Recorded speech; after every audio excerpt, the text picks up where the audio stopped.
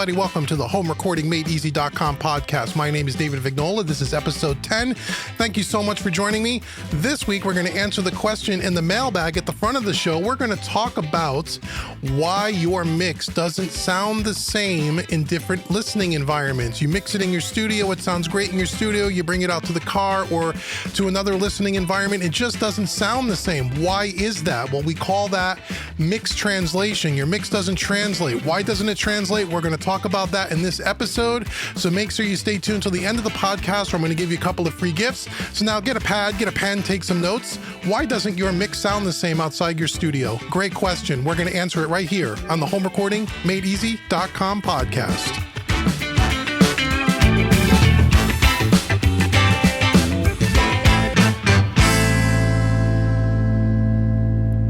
Okay, everybody, welcome back. Again, this is episode 10. Thank you so much for joining me. So this week's topic is, why doesn't your mix sound the same outside of your studio? So again, what does that mean? So we're talking about your mix doesn't translate. So let me start by telling you or defining, what does mix translate mean? Well, what it means is kind of what I alluded to a few seconds ago. You're mixing in your studio, you have your mixing environment, you're listening on your studio monitors in your studio, you got the thing sounding great, it sounds perfect, you worked on it for 2 or 3 days, it sounds amazing, and it probably does. Then you burn it down to a CD, or you put it on a thumb drive, or you email it to yourself on your phone, and you go listen to that mix either in your car, in a different sound system in your house, on your earbuds, on your smartphone, however you want to listen to it. And what happens? The mix doesn't sound the same, does it? You don't like the way the mix sounds. You say, boy, it sounded really pumping and kicking, man. A lot of awesome kick drum, awesome bass guitar, and now it doesn't sound the same. Why is that? That has to do with mix translation. Your mix does not translate. What sounds like in your studio is not what it sounds like outside of your studio, and that's a big problem, right?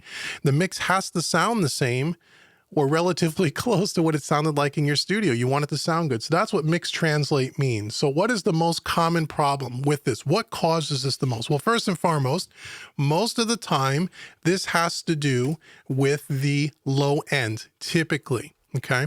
Typically, you'll get the low end working just the way you want in your studio, and you'll go out into your car and it'll sound either way too boomy, or it sounds very thin and there's not enough low ends. That's the most common problem. And so it has everything to do with your mixing space in your mixing room. Okay, so again, you have your spare room you're mixing in, and you're working on studio monitors. Doesn't matter what kind of monitors you're using. We'll talk about monitors in a few minutes.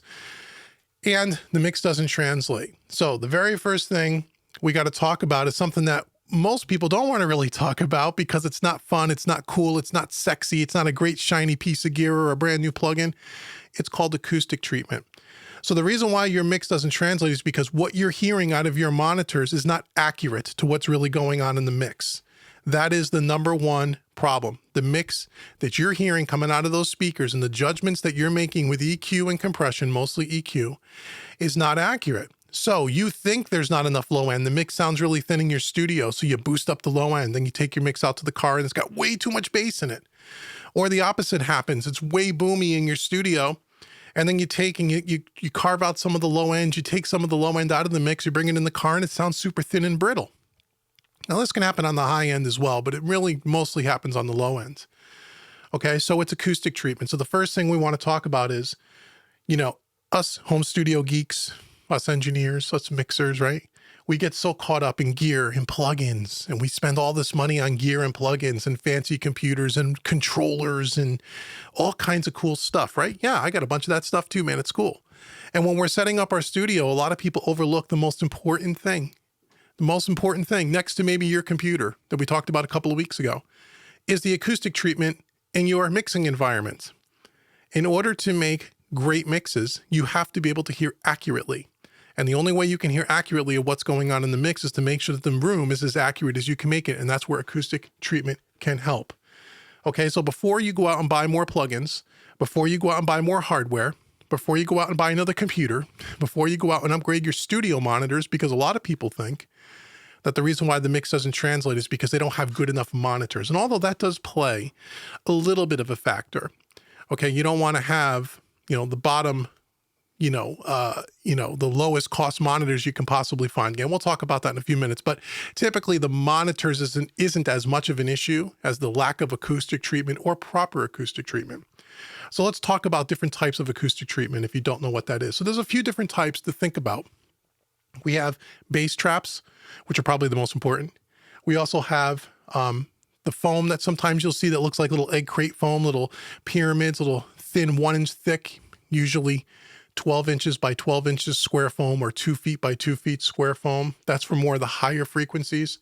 And then we also have diffusion as another type of acoustic treatment. There's others, but those are the three most common type. Okay, so there's two different ways you can do this. So the first thing you want to do is you want to set up your mixing space. You want to make sure that your mixing space, no matter where you set it up, that you as the mixer are sitting in the center of those two speakers left and right, and those two speakers from the left speaker to your left ear should be the same distance as it is from the right speaker to your right ear. Okay, they call that the triangle. Sometimes you'll see that online. If you Google it, you'll see you want to sit at the top of that pyramid, the top of that triangle, and the distance between the two speakers left and right, let's say it's 3 feet. Okay, then that means that the left speaker should be 3 feet away from your left ear and the right speaker should be 3 feet away from your right ear. You sitting in that perfect triangle is going to be the sweet spot. That's where you're going to be the most accurate. The sound's going to hit your left and right ear at the same time. Okay, that's the first thing you want to make sure. You want to try to make sure that your desk or your computer station or your mixing desk is not in the corner if at all possible, that it's on a parallel wall, and you want to try to bring the monitors away from the front wall.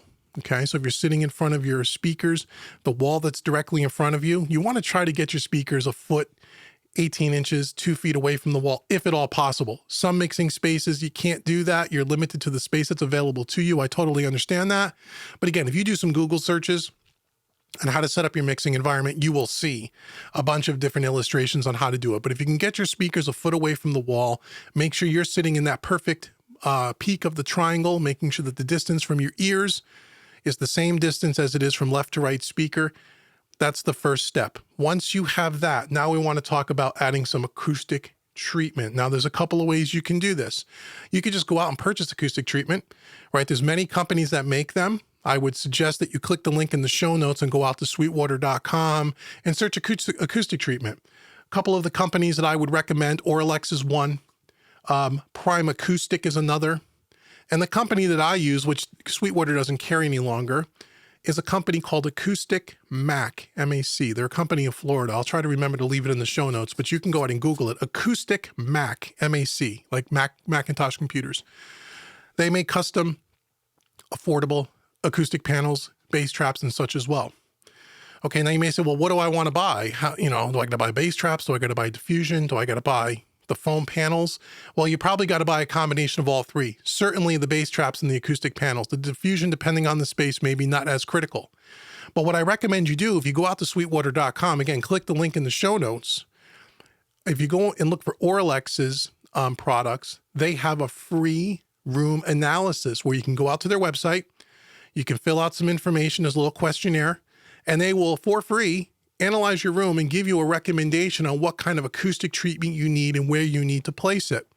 And Auralex, just like Prime Acoustic, will make these kits, these room kits. So you can buy a full kit, save you on some cost, where you'll get some bass traps, some acoustic foam, maybe even some diffusion based on your room analysis. So I highly recommend you do that first, is go out to Auralex.com, or Prime Acoustics may do this as well. They may do a free room analysis as well, but I know Auralex does. Go out, get your free room analysis, and get a recommendation of what you ought to purchase. That'll take a lot of the guesswork out of it, and it'll tell you where to place it, okay? Because a lot of people get confused on what to buy and where to put it.